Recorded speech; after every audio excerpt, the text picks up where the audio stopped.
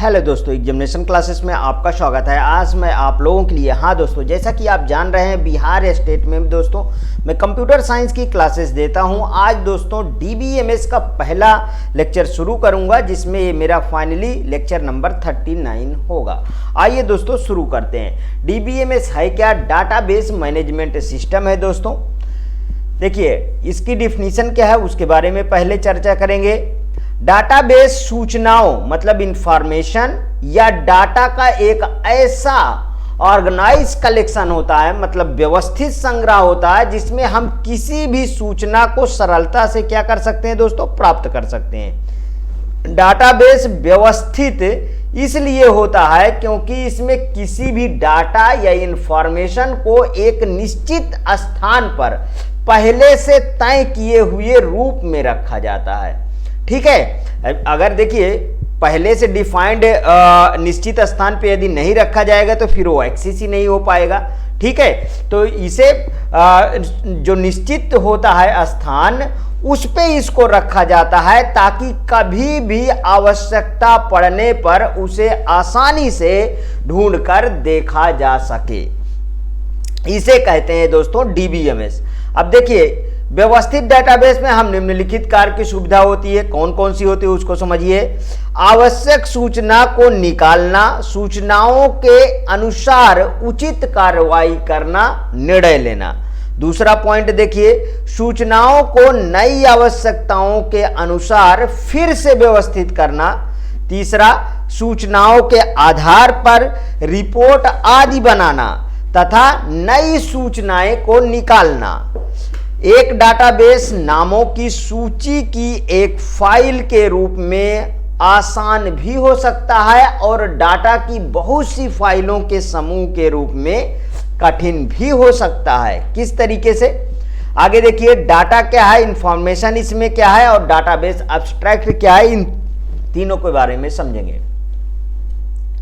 Data किसी वस्तु, व्यक्ति, समूह के बारे में किसी तथ्य अथवा तथ्य मतलब फैक्ट। ठीक है, थोड़ा हिंदी वाले टर्म जो है ज्यादा कठिन हो जा रहे हैं। ठीक है, तथ्य अथवा जानकारी को डाटा कहा जाता है।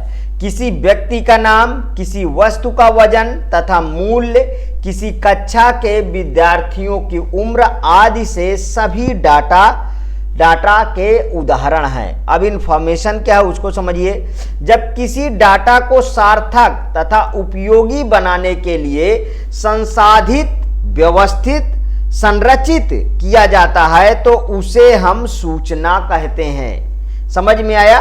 मतलब एक तरीके से मीनिंगफुल डाटा का संग्रह जो होता है उसे हम क्या कहते हैं, इंफॉर्मेशन कहते हैं। ठीक, आगे देखिए, उदाहरण के लिए एक कक्षा का औसत स्कोर एक सूचना है जो कि उस कक्षा के विद्यार्थियों के स्कोर से निकाला जा सकता है। उस कक्षा के विद्यार्थियों के स्कोर से निकाला जा सकता है। संक्षेप में अगर हम इसको जाने तो डाटाबेस में स्टोर मूल्यों को रिफर करता है, जबकि सूचना उन मूल्यों से निकाले गए निष्कर्ष मतलब जो अर्थ, ठीक है, को संदर्भित करती है।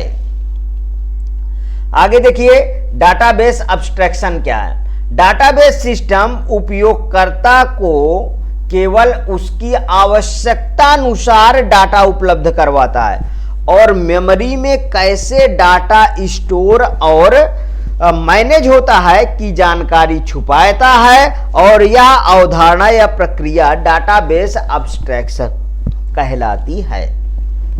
नेक्स्ट देखिए, डाटाबेस मैनेजमेंट सिस्टम के आर्किटेक्चर मतलब डाटाबेस मैनेजमेंट सिस्टम आर्किटेक्चर है। ये 3 लेयर होता है। डाटाबेस मैनेजमेंट सिस्टम त्रिस्तरीय 3 टायर स्कीमा आर्किटेक्चर को डिस्क्राइब करता है। इसमें 3 लेवल होते हैं दोस्तों। ये यहां से समझ लीजिए, कई बार क्वेश्चन पूछे गए हैं दोस्तों। जैसे देखिए यहाँ पे डाटाबेस, ये डाटाबेस है, ये है दोस्तों इंटरनल स्कीमा, और ये है कॉन्सेप्चुअल स्कीमा। इसे क्या बोला मैंने, कॉन्सेप्चुअल स्कीमा, ठीक है। और ये व्यू होते हैं दोस्तों, और ये एप्लीकेशन होते हैं, ठीक है।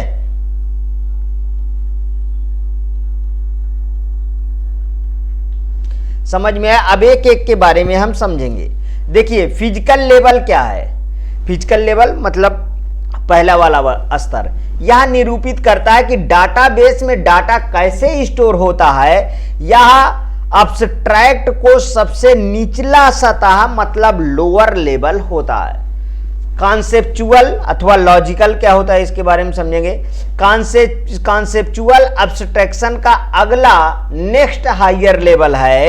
यह लेवल निरूपित करता है कि डाटाबेस में डाटा स्टोर रहता है और उसके मध्य क्या रिलेशनशिप है या डाटाबेस एडमिनिस्ट्रेशन का कार्य होता है। एक्सटर्नल क्या होता है दोस्तों, इसी को व्यू लेवल कहते हैं। देखिए ये होता है इंटरनल लेवल, ठीक है। यहां पे हम हैं, अभी हम कहां पे हैं, यहां पे हैं व्यू लेवल पे, ठीक है। देखिए व्यू लेवल, ज्यादातर डाटाबेस यूजर पूरे डाटाबेस को उपयोग नहीं करते हैं, लेकिन उसका कुछ भाग ही पढ़ते हैं, इसलिए वे उस भाग को व्यू लेवल को उपलब्ध कराते हैं। यह अब्स्ट्रैक्शन का सबसे उच्चतम स्तर मतलब हायर लेवल, यह किसी विशिष्ट ग्रुप के यूजर के लिए डेटाबेस के एक भाग को निरूपित करता है।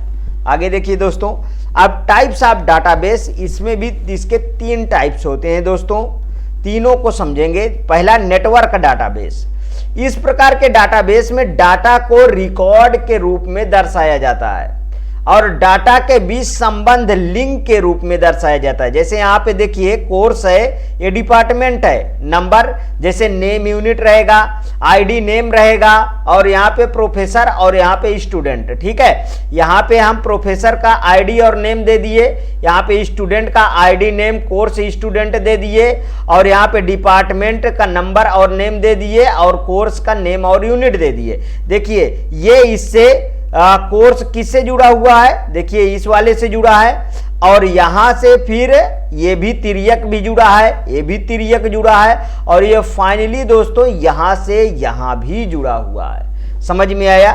तो यही कह रहा है कि डाटा के बीच संबंध को निरूपित करता है। नेक्स्ट क्या है, हायरार्किकल डाटाबेस है। इस तरह के डाटाबेस में डाटा को इसके साथ tree structure means parent child के रूप में व्यवस्थित किया जाता है। नोड्स लिंक के माध्यम से जोड़े जाते हैं। जैसे डिपार्टमेंट है, नंबर नेम है, ठीक है। ये दोस्तों यहां पे देखिए नंबर नेम यूनिट दिया हुआ है, यहां स्टूडेंट का क्या दिया हुआ है, आईडी नेम कोर्स दिया हुआ है, और यहाँ पे प्रोफेसर का आईडी और नेम दिया। देखिए ये हायरार्किकल स्ट्रक्चर प्रदर्शित करते हैं ना, इस तरीके, ठीक है, ठीक, समझ में आया। अब देखिए तीसरा है रिलेशनल डाटाबेस।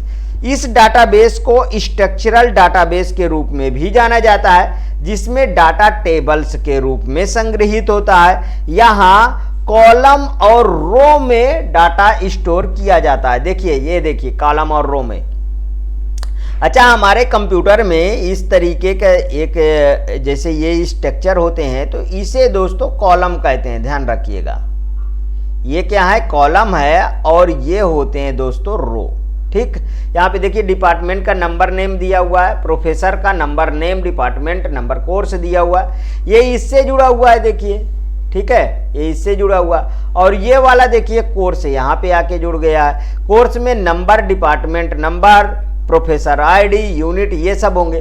फिर डिपार्टमेंट नंबर में यहाँ पे देखिए स्टूडेंट से जुड़ा हुआ है, जिसमें आईडी नेम कोर्स इसके होंगे। ये रहा दोस्तों आज का पहला लेक्चर। यदि आपको डीबीएमएस थोड़ा सा बेसिक समझ में आया तो प्लीज़ और प्लीज़ मेरे एग्जामिनेशन चैनल को आप सब्सक्राइब करिए, मेरा वीडियो लाइक करिए, ज़्यादा से ज़्यादा दोस्तों में शेयर करिए।